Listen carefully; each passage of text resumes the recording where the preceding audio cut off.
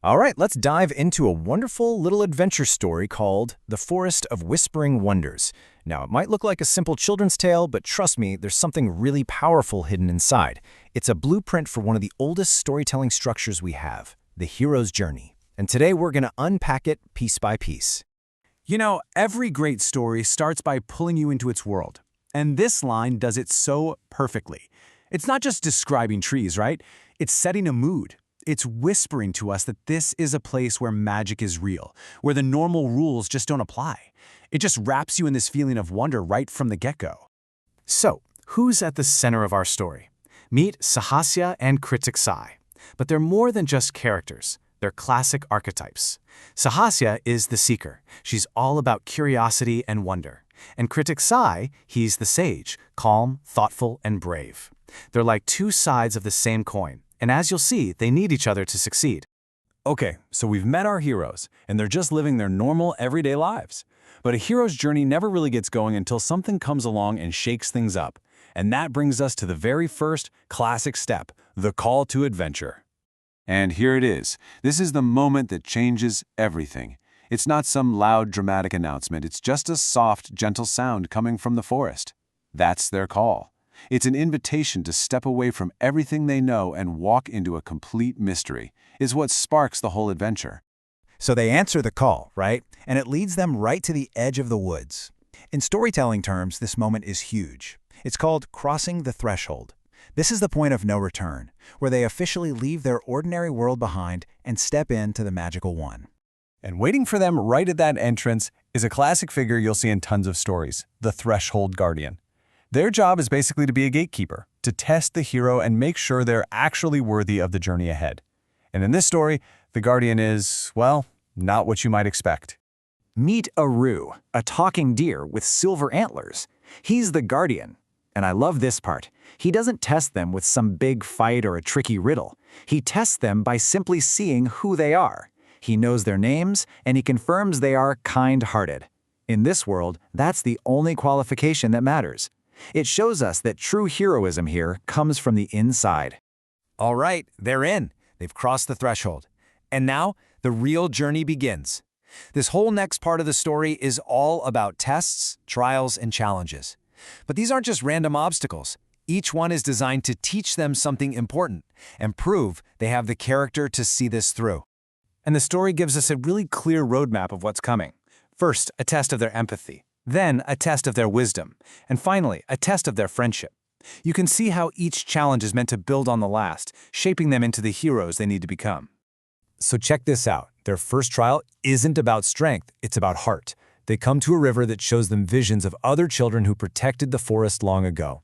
This is a test of empathy. It connects them to a legacy and raises the stakes. Suddenly, it's not just their adventure anymore, they're part of something much, much bigger. Okay, next up, they meet Professor Hooten, the owl, who gives them a test of wisdom. And I'm going to put this one to you too. What grows when you share it, but shrinks when you keep it to yourself? Take a second. Got an idea? The answer is kindness.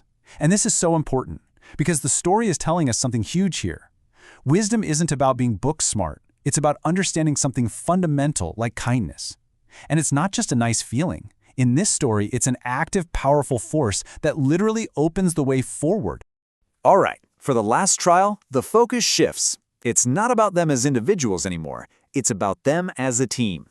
Some playful monkeys have a problem. They've lost their Heartseed, and our heroes can only solve it by working together, combining Sahasya's intuition with Kritik Sai's steady hand. And this Heartseed, wow, what a perfect symbol, right? It takes this abstract idea of friendship and makes it into a real, tangible thing. It's a seed that literally cannot grow unless two people plant it together. It beautifully reinforces the idea that their bond, their partnership, is a creative and powerful force. Okay, so our heroes have passed the first set of tests. But every journey has that moment where things get, well, a lot more serious. They have to go deeper. In the hero's journey, this is often called the innermost cave, the place where the hero has to confront their biggest fear. And for our heroes, this innermost cave is a real place, the Cave of Shadows. Now, the danger here isn't physical, it's psychological. This is where they have to come face to face with the very idea of fear, which takes the form of a mysterious creature inside. And the wisdom they find there from the Shadow Fox is just profound. Listen to this. Many fear shadows, but shadows exist because of light. What an incredible line. The lesson isn't to get rid of fear, but to understand it. Courage isn't being fearless. It's having the wisdom to know that shadows can't even exist without light. So now, think about what they've got. They've earned empathy, wisdom, and friendship, and they have this brand new understanding of courage. They are ready for the climax of the story, where they'll use everything they've learned to face the final challenge and claim their reward. So what's the final problem? Well, it's not some big, scary villain they have to fight. It's a protector, a giant turtle named Kerma who is the heart of the forest.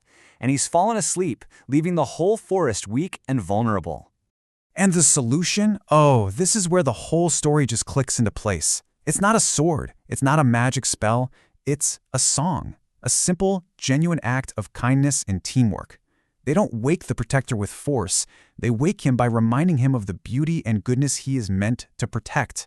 It's just this powerful statement that small acts of heart can create massive change. So the forest is saved, but the journey's still not quite over. There's one last crucial stage in every hero's journey: the return. The thing is, the heroes who come back are never the same ones who left.